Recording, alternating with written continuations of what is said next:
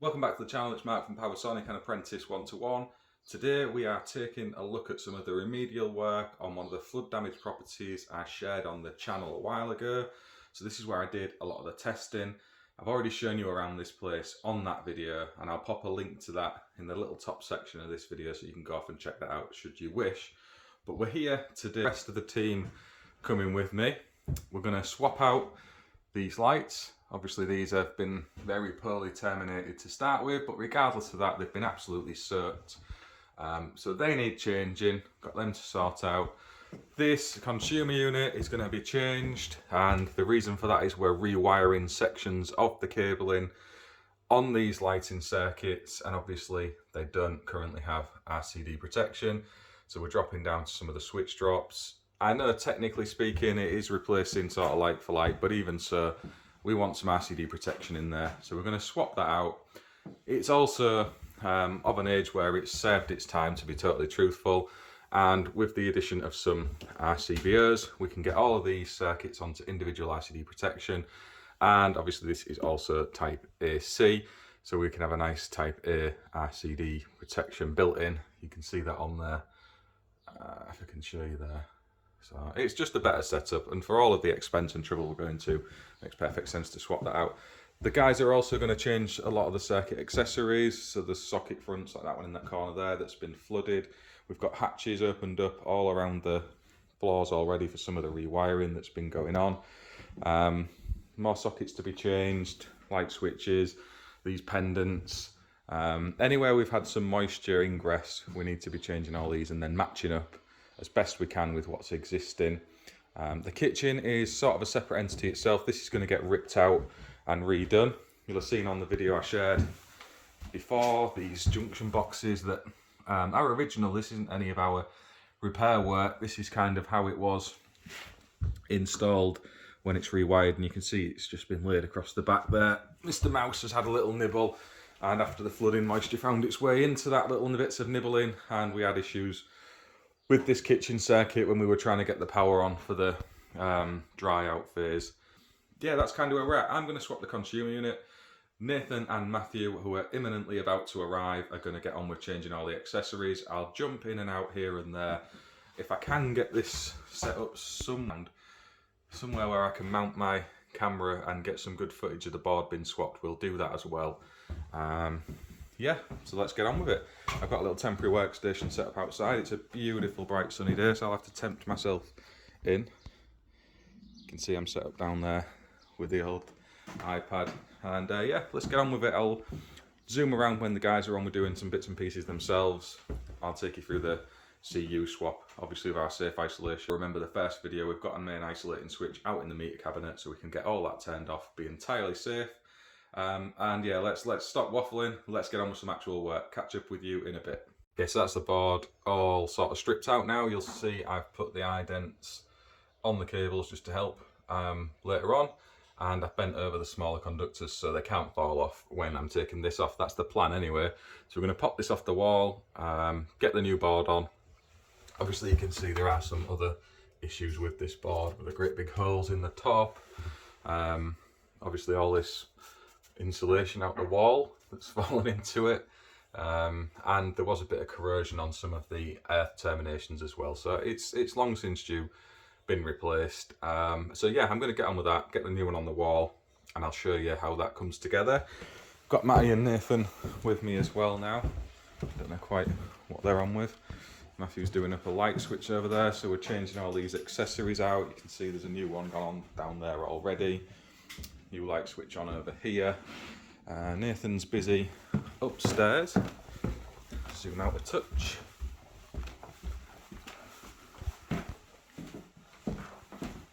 See exactly what he's up to. So Nathan's swapping out some of the sockets up here, so we're all getting on all right, Nathan? Yeah. Yeah, good stuff. So yeah, we'll get those tidied up. Obviously there's this to get straight as well. I'll go and get on with the consumer. Back up with the video in a little bit once I've got the board on the wall and we're starting to dress it away.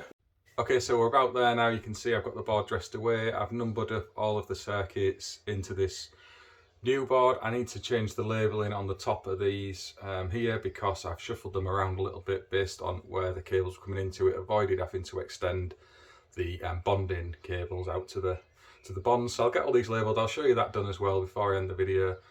Reasonably tidy result. It's always a little bit tricky when you're working with existing cables, but you know, I'm sort of happy with that. It's nothing too horrendous. I still need to straighten these out a bit, get a bit of labelling on there, and obviously label up the front of the board. I'll show that being done.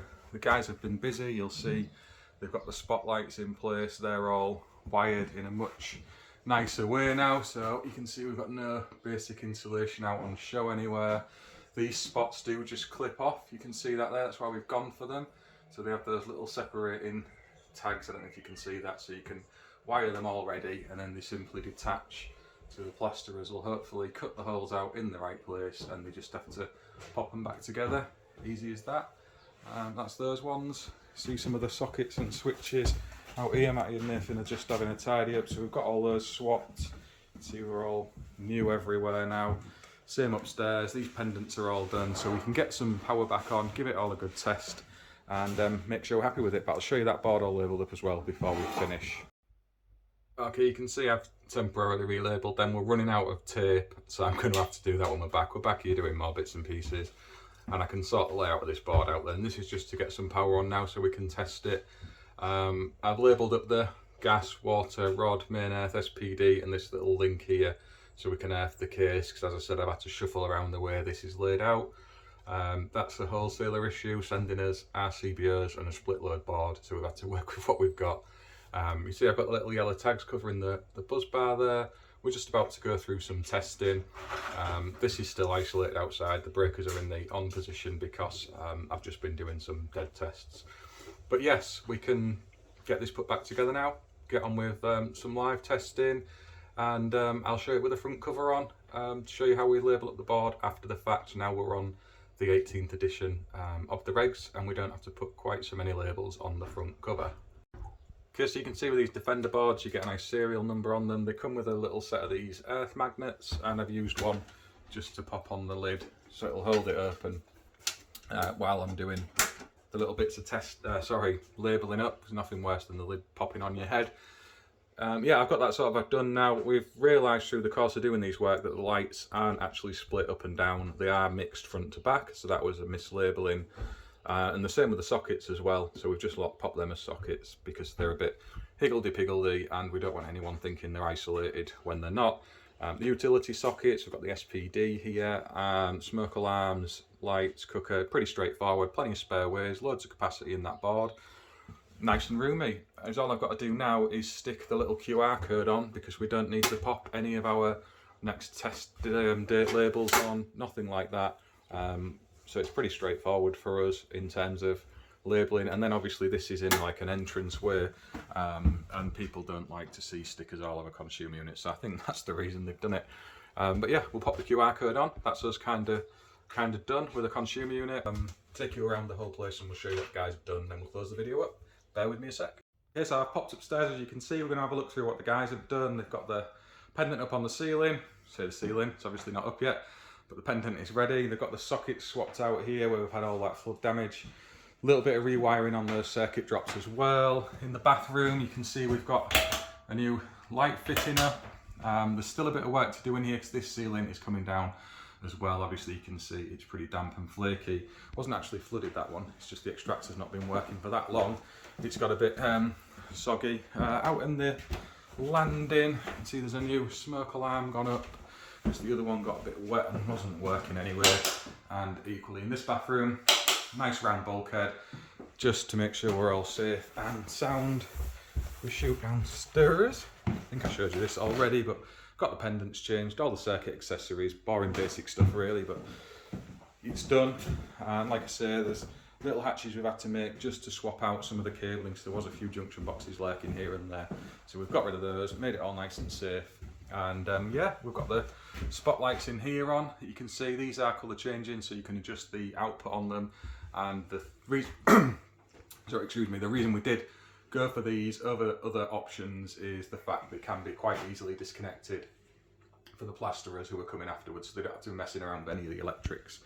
So that's why we went for that. I can show you the instructions of this. So if we look at this, you can see it's the SPD circuit chart, and and the way you're supposed to lay it out. So you can see there, it does say to use the pronged connector. This is if it was going in a split load board, for example, and you had to put it on a separate bus bar. We were in an RCBO style board, so it wasn't an issue there. We can go straight on the main bus bar, and again, just have to wire it up. It comes with a wiring kit, really straightforward. Then your torque values are all on here, so if we have a quick skeg at them, you can see the main switch is 2.5 Newton meters. In fact, most of the stuff is. Air terminals 2 Newton meters, neutral 2 Newton meters, and so is your MCB and RCBOs. So quite impressed with this little contacting board. And as I said, we don't need to go mad on the labels because we've got our QR code, which covers everything in terms of information for the next person to use it, and all of the mentions you need to make around the next test date and such. So we don't have to put those all over. We have popped the smoke alarm up there. I need to write in actually where that is and what it's doing, and you can see all labelled up. Nice neat job. Those earth magnets in the corner, so they hold the lid down as well. Nice touch from Contactum, I like that, and you can pinch them to hold the lid open while you're labelling it. So you can see no cabling in the top, that's all clean, and I haven't bodged it in like it was before just to prove that point, and then neat and tidy down the side as well. And like I say, we're back here. Obviously, when the ceiling's up, we want to check that it has all gone back how it should. We're also helping with the kitchen refit, so this whole kitchen's coming out and all of it's getting rewired. I can sort out the internals of that consumer unit. I'm not entirely happy at leaving it the way we have, but unfortunately, the guys turned up with some materials from the wholesalers. We'd asked for an RCBO main switch board, they'd sent RCBOs, but when they opened the box for the DB, it was actually a split load board. So we'd had to tinker with it, and we would have made some adjustments anyway because the bonds weren't long enough to reach the earth bar, and to save this trouble of extending those, we've had a little shuffle around it. It shows the flexibility of the product. If you get stuck out on site, you can make it work in a perfectly safe way, and we can tidy this all up at a later date. Anyway, enough of that lot. Thank you all for watching. If you have any questions, drop them in the comments. If you have enjoyed the video, give it a thumbs up. Please subscribe to the channel if you're not already. I'll keep the content coming, and thank you all very much for watching.